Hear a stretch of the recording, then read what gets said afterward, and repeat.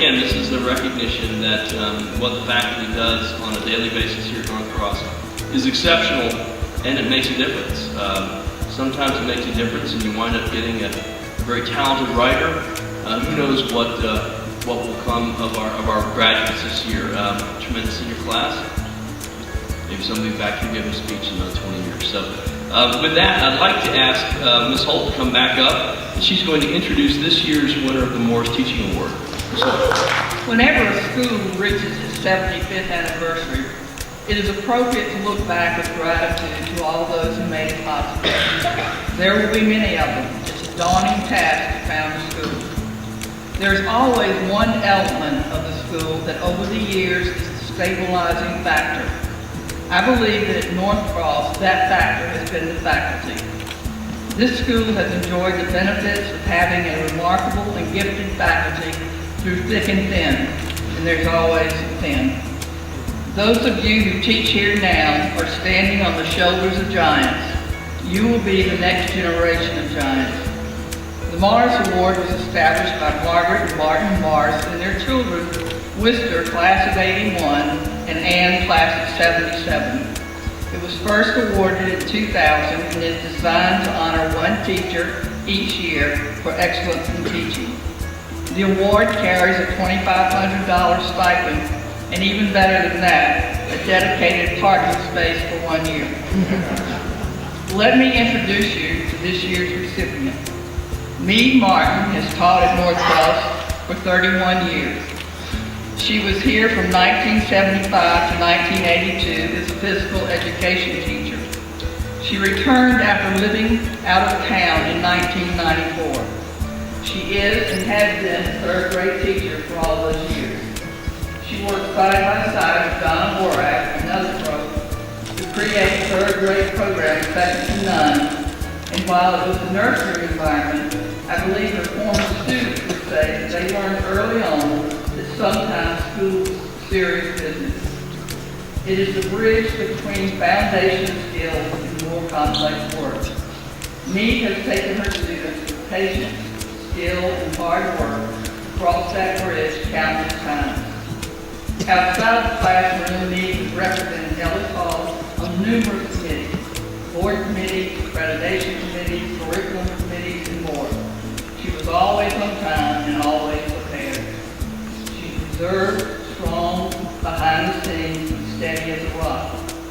Meade brought a son, Kyle, and his daughter, Hallie, to North Cross, and they both flourished here and graduated.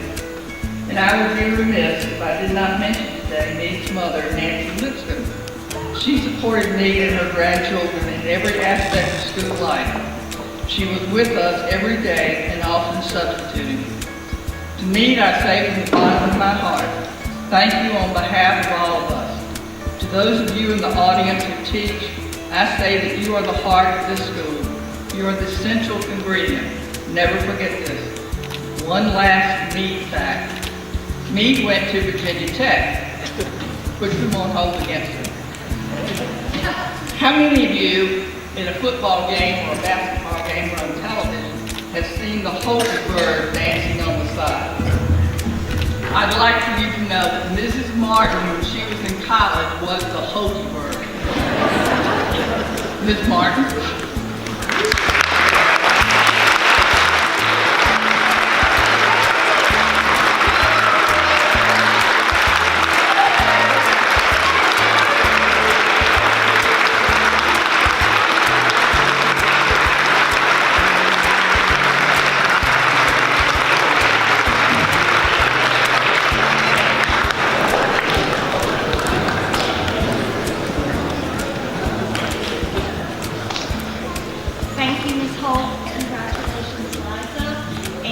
Good morning to all of you.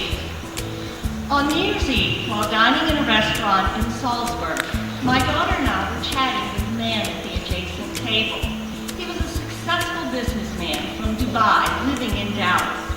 When I mentioned I was a third grade teacher, he commented, "We need more people like you," a remark I've thought about quite a bit.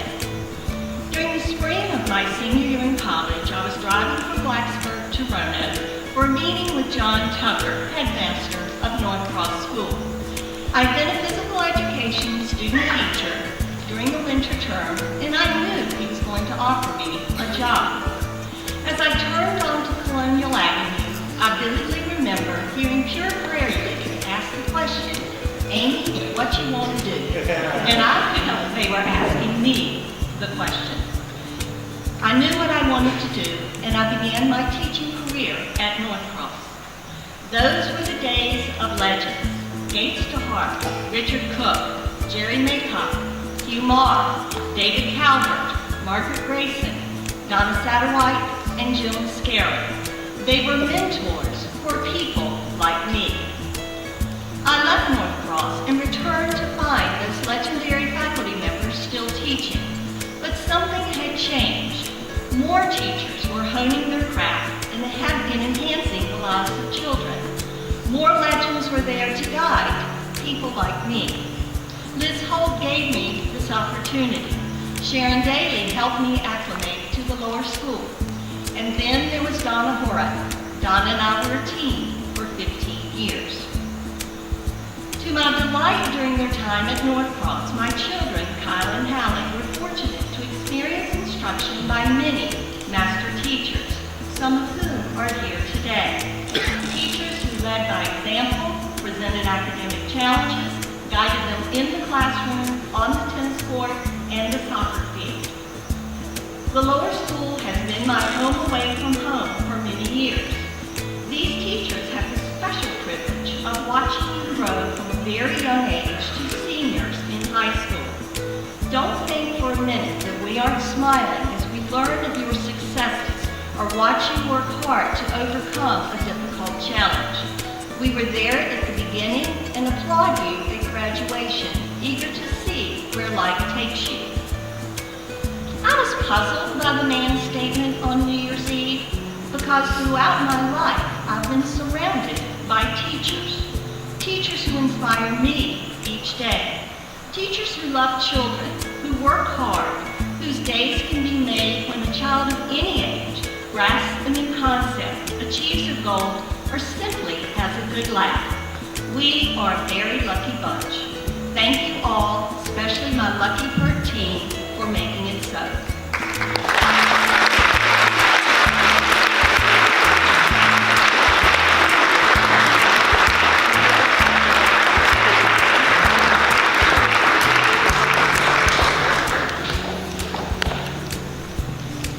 All right, well, listen up. It's not every day you get to win the Morris Teaching Award and have your daughter fly all the way from Germany to see you get it done. So let's give her one more round of applause.